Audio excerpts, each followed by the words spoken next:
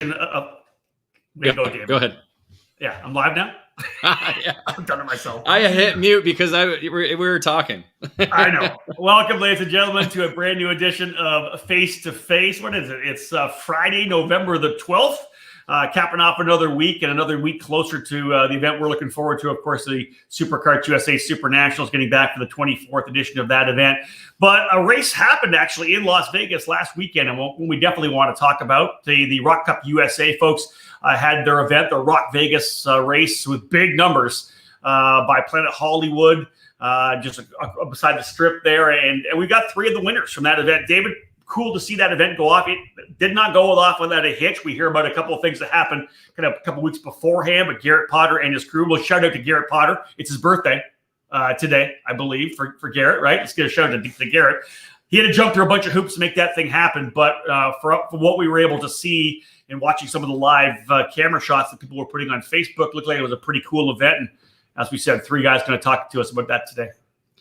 Yeah, from Michigan and from Canada, it looked like everything went off without a hitch. Obviously, there's a lot of stuff going on behind the scenes. Obviously, with going to a new location that they went to behind Planet Hollywood and Bally's, and so it's anytime you go to a new location for a temporary circuit, it adds on probably double the amount of work that you typically have when you just host an event.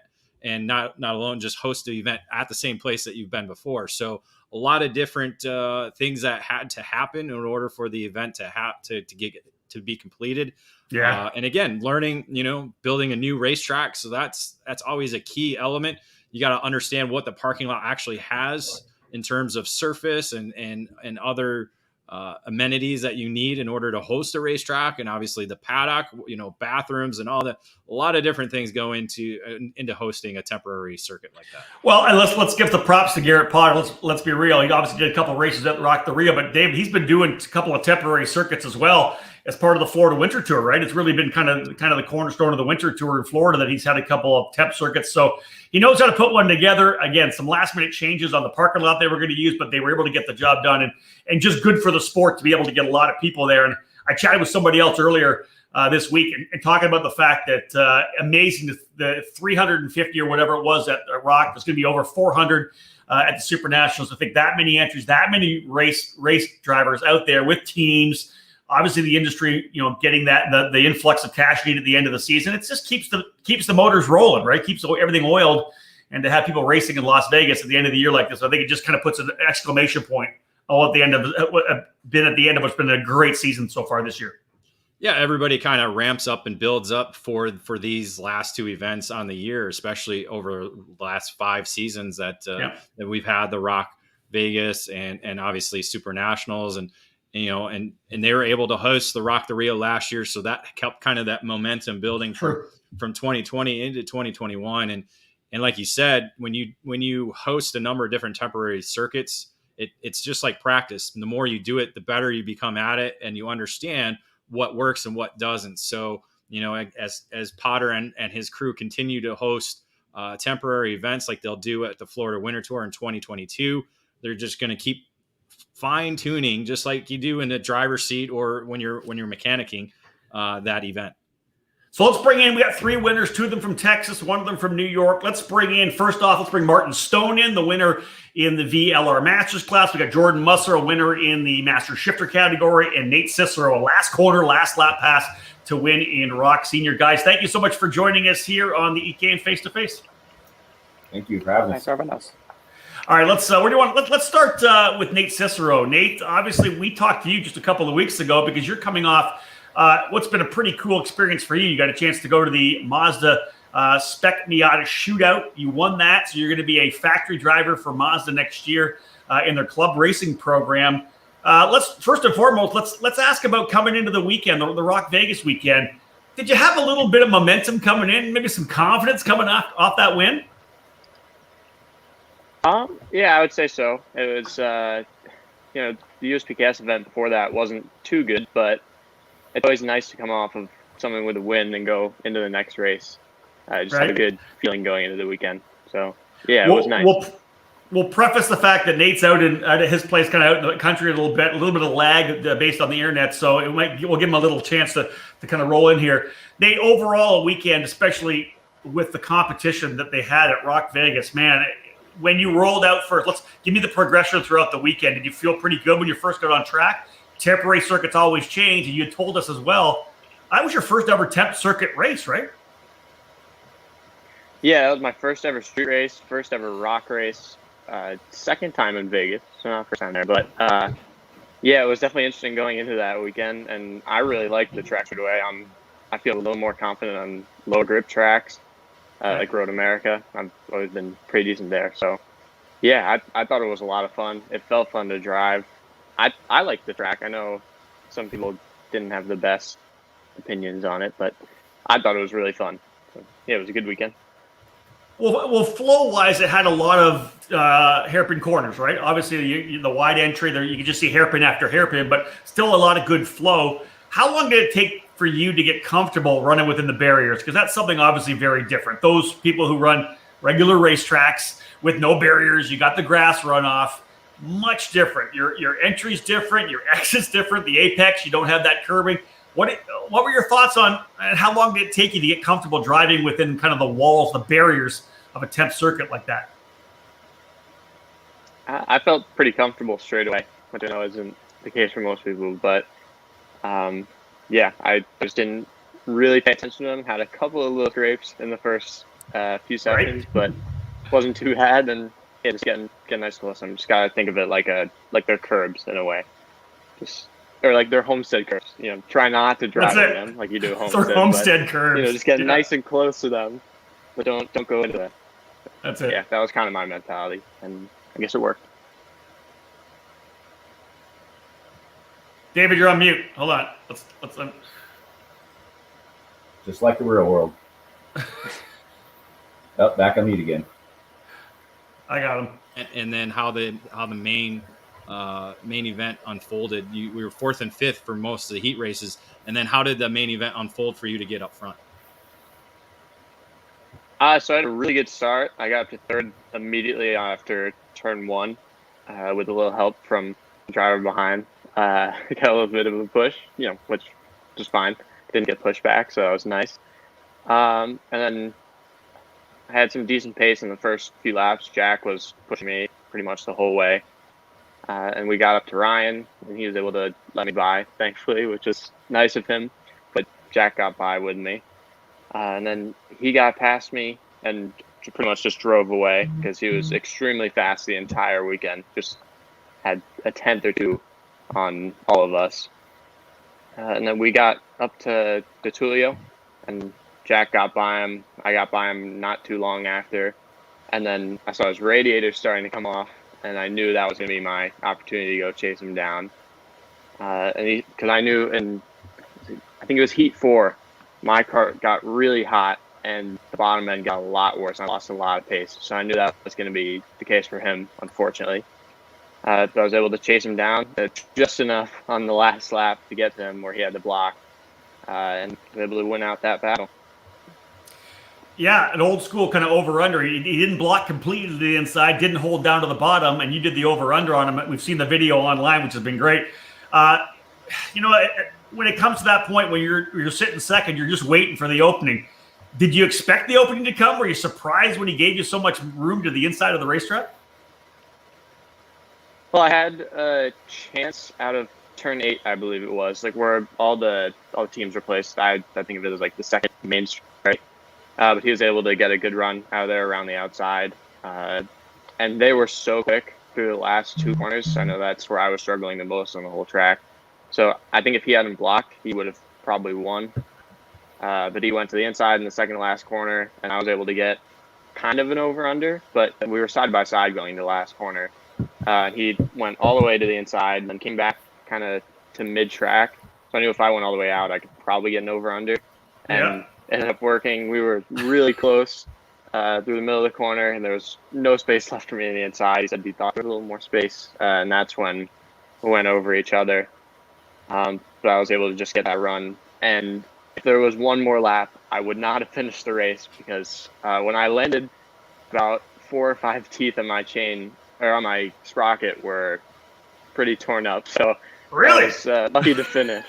Yeah. No kidding. Yeah, that was if there was one more lap, definitely would not have finished. So it was a close call, but yeah, able to get that. Hey Nate, it's been a pretty big season with Rawlson Performance Group, and I know that when you came in with them at the Winter Tour a couple of years ago. How much has Rawlson become a family for you? Because obviously, we see what happened under the tent there, but it seems like you've really kind of worked your way to the forefront of that X30 program because you got Ryan in there and Branyan and Hannah who won the SCUSA Pro Tour. But man, for you to be in the middle of that hunt as well, can you speak a little bit about how good it is for you to be with Mike and the whole crew there? Yeah, it's awesome to have teammates who are going to be at the front every race. It creates a little more challenge, but we're all pushing each other to be the best that we can, and doing the data with Ryan, I think especially helps so much. Just every session, we're always looking at data, always getting, I think, the best out of the cards. And I think that's why you see so many of us up front. That's where we get that advantage, because we have 4 or 5 people that are going to be at the front of the grid. So we know we know what to make changes on, and we know where we can get those last couple of tenths or hundredths at the end of the day. That gives us that little advantage over everyone else, which you need in a field this competitive. Yeah, no doubt. Well, congrats on that win. Let's move over to Martin Stone. Martin, I don't think obviously a lot of people in the U.S. maybe know quite who you are. The cool factor is the fact Nate's talking about going over data. Well, you were kind of a guy, through the last decade that was going over the data with your drivers, right? You have such a career and kind of a resume of working with Tony Kart Factory, Strawberry Racing, working with the CRG Factory as well. Before we jump into what you did this past weekend at ROK Vegas and getting that win in the VLR Masters class, just give us a little kind of insight into where you were, your career as a kind of a factory mechanic, and some of the great drivers you worked with. Yeah, so basically started racing when I was around 8 or 9, and then stopped when I was about 17. Got into the mechanicking side of it, so went to Italy and lived over there for a while, working with the factory teams and working with some of the best drivers in the world. Some of them now are actually on the F1 grid. So yeah, pretty much worked in Europe for I'd say a good 10 years with all the factory teams, and then it's gone full swing back the other way now to being able to race myself again, which is really cool, really cool. We love that. We like to welcome guys back because obviously we see them, in your racing career, and then you get to the point where, man, I don't have the money to keep racing.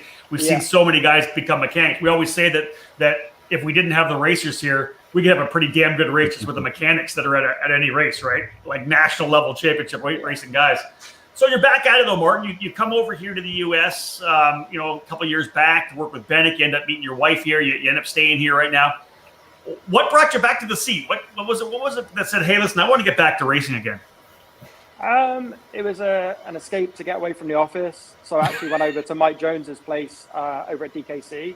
Yep. Just a little bit of rental fun. And he was like, hey, look, we got these new VLRs in. He's like, jump in, have a go, nothing serious. And of course, nothing serious turns out to, just do a club race, do a regional, and then, before you know it, you're racing in Vegas 1 year later. Right?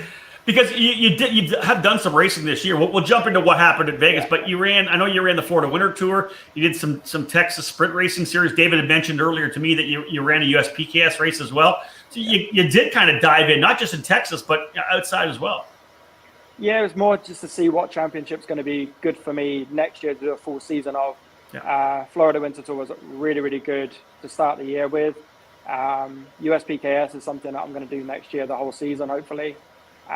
Just trying to see what's going to be a good fit for me. So what were the expectations coming into ROK Vegas? A pretty darn good field in the VLR Masters class. What were your thoughts coming in first and foremost? It's the same guy. It's the same guys in X30. They're at the front, and when they come back to VLR, they're at the front as well. So but the advantage I did have, luckily, at the temporary circuit, none of them have got any experience at the track. Like when we went to Road America, these guys have raced there before, and so the other tracks like Ocala, when it was there, they've all done many laps, so we're always like a day or two behind. Right. So it's good to go to a temporary track that no one's seen. So that was an advantage for sure.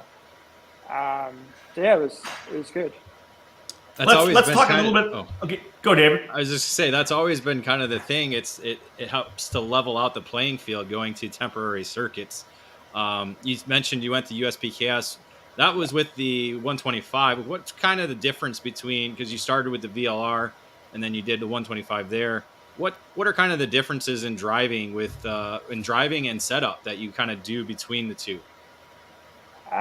It's just obviously the tire's a lot stickier for sure, and a little bit more power.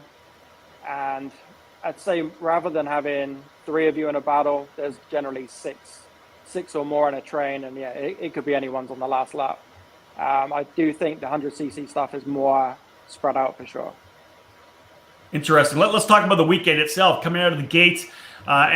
Tell me, how do you kind of progress? Where'd you qualify? How things go in the heat races? And in the middle of that, kind of tell us a little bit as well. I wanted to get Nate to do it, but we'll go to you. How much did the track change throughout the weekend at ROK Vegas? Oh my God, quite a lot, to be honest. From session 1, you could visually see the barriers going in, not like a foot, up to like 2-3 feet moving in each time. And I think by the end they just gave up and they were like, okay, this is where the exit is now. So people pounding the barriers? Yeah, and then really? in the end they were just pretty much just leaving it where it was. So yeah. Oh, all right. Yeah, Okay. and it's just being brave enough in the sessions just to adapt and just use that bit of exit if the barriers moved in quick enough. So let's talk about your main event. Where did you start in the main event, and how did things go for you to be able to get the victory? Main event, we started P9, so not ideal. We had a disqualification in a heat, which didn't help, so put us on the back foot. But we knew we had the pace all week, so yeah, just pretty much saved it at the start. Went really safe, held back at the start. I didn't want to get a bumper penalty, so we held back at the start, and then just really got my head down and kind of had like a 1-lap rule of as soon as I got there, just immediately get past them. So I don't get in their rhythm. I'm not on their lines. I'm not doing what they're doing. Just constantly moving forward. So let's talk about the team a little bit. Obviously, a good squad around you. Give us some props on the guys you're running with. Yeah, so with Crosslink, they're actually about 10 minutes down the road from where I live, so it just fits really well. So I know the boys, Tyler, Dre, and Sean from Crosslink as well. Yeah, just awesome crew, and what I like, they don't treat me any differently, and they're really hard on me for the whole week. I don't think it's just you. I think it's everybody they're hard on. Yeah. I like that. At that level, man, I like giving you your hard on guys. Do you plan on running with them again next year, Martin, if you're going to go USPKS? Yeah, that's the plan. Yeah, for sure. That's awesome. Let's move over to Jordon Musser. We've talked to Jordon a lot. We've seen him on top of the podium a lot. Jordon, as I kind of watched live timing throughout the weekend, it just seemed like it was one of these battles again where it was eventually going to be you and Ryan Kinnear battling it out. There was other guys obviously in the fight as well, but overall, if you look back at the event, what were your thoughts on ROK Vegas and getting another good fight for a race win? Yeah, it was a little different for me. Obviously, I had visibility to practice times that you probably did, just because we were timing everybody before the transponders on, and we had a pretty huge margin going through practice. I think even in the time sessions, we were typically 2/10 plus up on the field. I didn't run a new set of tires in practice at all. We started session 1 on new tires and did not put new tires on again until qualifying.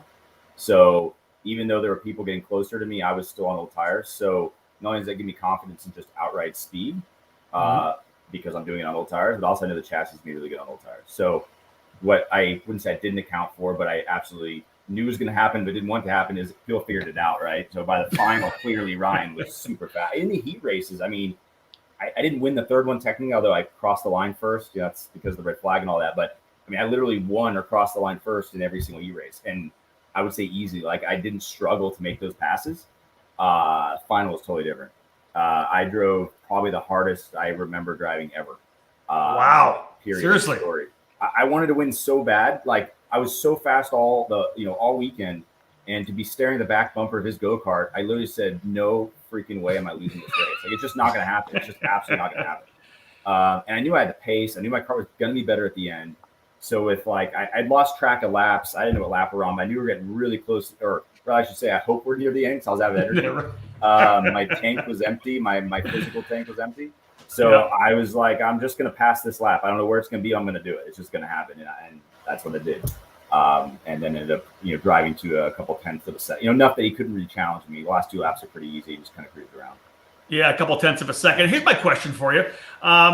when you're as good as you are through a weekend like that, through the start of the weekend, through qualifying, and you're so good and you're winning the heat races, does it put you in a place of complacency where you're maybe not going to roll the dice on the setup and guys can catch you? Like, was that potentially the case that maybe you played it a little safe going in, knowing you were so fast, and maybe they rolled the dice a bit, and that's why he was so much quicker? Yeah. So Dave beat me up a bit. My sponsor, Dave Pauly, he beat me up a bit on that. Was always asking me, "What are you going to change? What are you going to change?" Because we weren't changing much.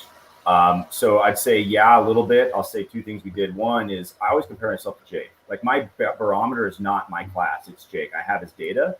Jake French, 20 pounds, there's a difference, but it's not that big of a difference. Like, I know what I should be doing, and clearly Jake is, arguably one of the best, in the United States, period, full stop. And so I'm not dialing my card in to beat Ryan. That's the result. I'm dialing it in to beat Jake.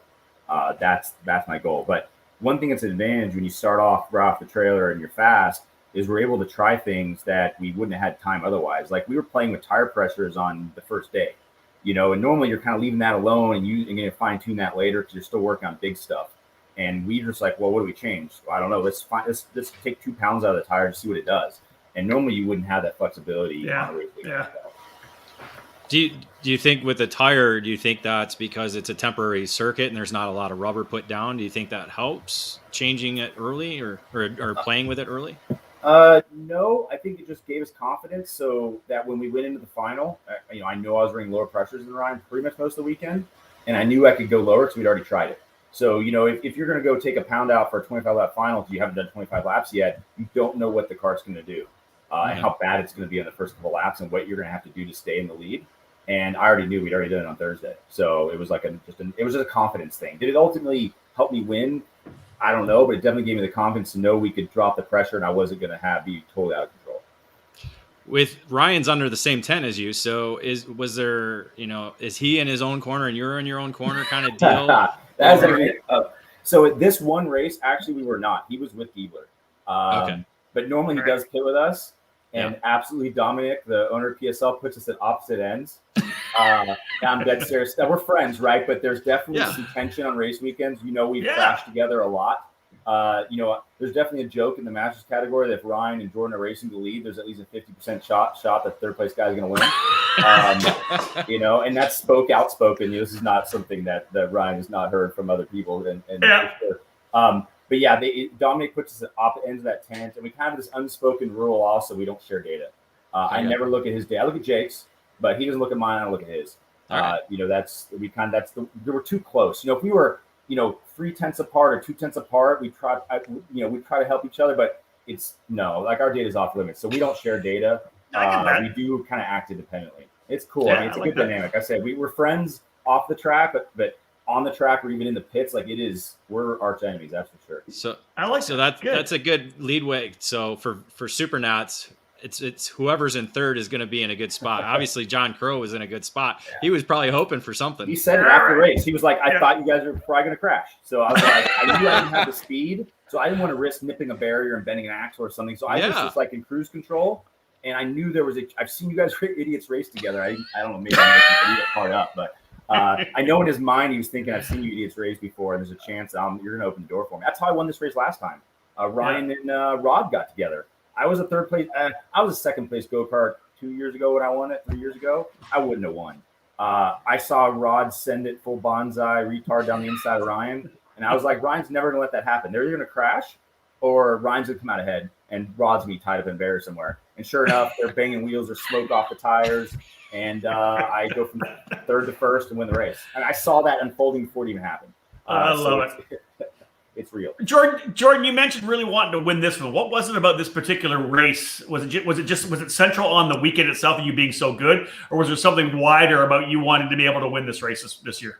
I think there's three things. One is, sure, I was fast all weekend. So to not win would be devastating, right? I was on the front in every time session, basically. So that would have been really bad. Plus, I practiced a lot more. I normally don't practice very much, at all. I put 200 or 300 laps in the month prior, which to Jake is one day. That's my month of practice. It was a lot for me for sure. Normally I'll drive 30, 40 laps the weekend before and then go race. That's my typical MO. Too busy with work and just other stuff, and I put 50 laps in every Saturday morning, the 4 weeks prior. I'd go up the track like 8, 9 in the morning. Wilkins would meet me out there, or Jake, or both. And of course, again, Jake would spend 2 days, as expected for a guy his caliber. And I'd spend a couple hours driving, but I hadn't done that really before. So that I wanted to see the results of that effort and money. It's a lot of tires and fuel and stuff adds up. Yeah. And for me also, I'm definitely getting older, and I can tell it's getting harder. There's such a huge difference between 40 and 30. It's unbelievable in fitness. Yeah, wait till you get to 50. Yeah, I don't know. Let's see. But that's John Crow. Yeah, I do. That's amazing. He's so amazing. I mean, I have so much respect for him. I hope I can be even half as fast as he is, in a couple more years. It's just, agreed. It's getting harder. So I know I'm not running out of time. I'm 40. I'm not ancient here, but no, you're good. It's getting harder every year. So, and it's the opposite. When I started racing at 20, I started pretty old. So every year I felt I got better. Like it was not easier, but like I felt like I knew more. And although I still learn every weekend, I'm doing this for 20 years now, and I truly learn something new every time I drive, and I mean that. I'm getting not worse, but like I'm having to do all that work just to stay the same. So every year is getting tougher, so it feels good. I think every year I win now, it's going to be like a new elation. Yeah, I was gonna say. Yeah, I was gonna say, Brian McCaddy, 45 is painful enough. Yeah, 50's hard. Yeah. So they know it's not easy. So. Well, Jordon, you're really just old school Masters now, because Masters was always 40 and up. So now you're just really Masters, right? Yeah, I get it now. At 30, where do you test, by the way? That bad, but now where do you test? Jordon, where do you test? Where do you test? NTK. Martin, you're 45 minutes. Yeah, So Jake, I try to follow Jake around basically because they drive all the time. So if I'm going to test, I try to go with them. Again, I can learn. Rubber gets laid down. Nothing better than trying to follow him. Lord knows I can't. But we go to Speed Sports sometimes as well. Rudolph's place. It's nice to change it up. But NTK is where I do most of my driving, just because it's so close. And with I used to go to Mike Jones's place all the time. I mean, I used to go to DKC. That was where we went. Actually, that was like all we did 10 years ago. But the last few years, the track has degraded a little bit just because all the rental cars. There's nothing you can do about it, right? But I'm looking forward to. He just invested, I don't know, like $4 million or something. I don't want to put the number in his mouth, but some big number to redo the track. If you guys watch the website, but they're redoing the track completely. I think they're doing like 2 tracks so we can run. Yeah, exactly. Yeah. So my guess is you ask me the same question next year, and I'll be saying I'll be at DKC quite a bit. Hey, Martin, I know you're close to DKC, and you go out and race with, drive around with Mike Jones a little bit. Have you had a chance to get out there to see what they're doing on the racetrack? No, I think they just started tearing up as we were in Vegas last week. So I haven't been out there just yet, playing catch up this week. But it'd be good to get out there and get tested with Mike again and hit him around a little bit. This really has been our Texas karting week. We did a show yesterday with a bunch of guys from Texas, part of the whole Texas crew, and then of course we turn around and get a couple of Texans here to talk about it as well. Nate, I apologize. You're the only lone Texan not as a guest, but we talk about testing. How much testing did you do, Nate, going into this? I don't think you did a lot, did you? Was there anything you could do to get ready for a temp circuit? No, I did nothing. I was just it was GoPro, and then the Mazda shootout, and then this. So, yeah. Well, guys, let's wrap things up here. Jordon, I'll go to you, then I'll go to Nate, because obviously momentum's a key thing in motorsports. How big is this win, Jordon, for you? Not being on the temp circuit, getting a feel for it, the chassis itself. How confident are you now, maybe going into Supernats at the end of the year, start of December? Yeah, so I mean, obviously the chassis are working the best they have in probably 5+ years in a row. So that's confidence. Okay. I'm confident because I think I'm actually more confident the way I won the race. I didn't just drive away like I did in heat races. I had to use the speed. I mean, I had to have that, right? But I had to do a little racecraft, and I had to think through the strategy of getting, by Ryan cleanly. And so I would say I'm very confident. I like the results of the hard work I put in. It's with my schedule these days, work, getting away and doing that stuff is actually pretty difficult. And I have to plan for it. You got to mount tires. It's not like you just show up to the track and drive. There's all the other work that goes into it. So super confident that I see results from the effort, because that's not always true. I've definitely, when I was younger, especially, put in the effort and didn't see the results. So I'm super confident. We got a great motor program with PSL, a great chassis. Poly Restaurant Group's been absolutely anything we need. He's written some big checks, last few years to make sure we're on the podium, to make sure the right equipment to be on the podium. And so everything's behind me. I don't see any reason why we won't be having a conversation about what it feels like to win my first Super Nats in a couple weeks. That's awesome, dude. I like to hear that. Nate, let's talk about putting in the effort and getting the results. That's something you've done over the last couple of years when making your national debut and then the 100cc program in KA, and then now jumping into X30. Your first season nationally in X30, you essentially cap it off thus far with a win at ROK Vegas. What does that mean to you now, momentum-wise, confidence-wise, going into the Super Nats at the end of the year? Yeah, I think it's going to be a pretty good event. This was kind of my testing for Super Nats. Yeah, I feel good in the street tracks. Coming off with a win is going to be nice. That's kind of all I got. That's this will be the last time I drive before Super Nats. So going with a bit of a break, but hopefully we can get up to speed quick on that track and get a good setup, and hopefully have a nice weekend again. Yeah, no doubt. Also, if it makes you guys feel any better, go. Yeah. I'm sorry. If it makes you guys feel any better, I'll be 17 for Super Nats. So no, that does not make us feel better. I'm leaving. I'm out of here. Get out of here. Cole, drop Cicero. I'm gonna be a year older. There. I'm getting a year older for Super Nats. There.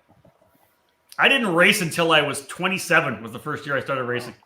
Man, crazy. Martin, I was going to come to you saying the fact that obviously you're going to have that fear of missing out because you're not going to be at Vegas. I'm sure you can't wait until potentially the Winter Series. Are we going to see it at the Florida Winter Tour again next year or the SCUSA Winter Series?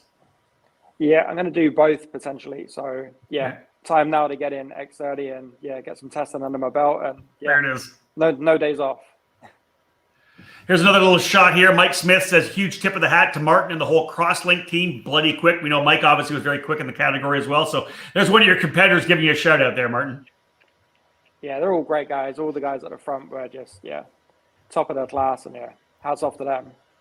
Well, you know what? The bottom line is we're happy for you guys winning there. We're happy for the sport, having a great run there. Shout out to Garrett Potter and the whole crew from ROK Cup USA to get that event out, get that ROK Vegas done. Of course, we'll look forward now to the Super Nationals. Nate, Jordon, Martin, thank you so much for joining us, guys.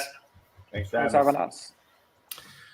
3 victorious gentlemen there, David Cole. Very impressive what they were able to do. And you think about the different stories, right? Nate has never run a temp circuit before. He ends up coming out as the big dog in the ROK senior category. Martin, of course, coming back to the sport of everything he's done over the last couple of decades.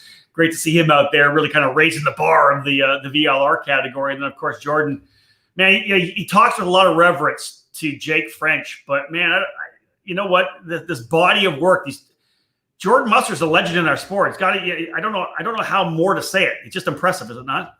If it wasn't for last year, him having to leave for the second weekend at the Summer Festival, he would have probably 6 Pro Tour championships under his belt. Right now, it's only 5. That's amazing. So that ties obviously Ryan Norberg for the most in history of the series. So what did he just say? He's never won the Super Nats? I thought he'd won the Super Nats. He's never won the Super Nats. Him and Norberg.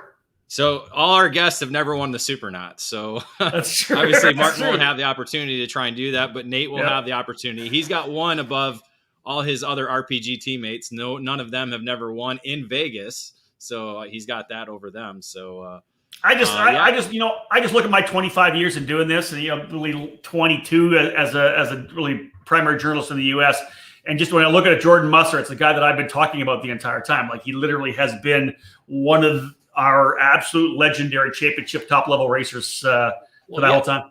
Because if you don't count all the master stuff he's been doing over the past 5 to 8 years, you can talk about his career in Rotax. When Rotax really began, he won the Grand Nationals 4 times, 3 in the senior category, and then once in DD2. Yeah. So he's been to the Rotax Grand Finals a number of times. It has those titles on his resume. Unfortunately, Nick Neri and Danny Formal both have more than he does now.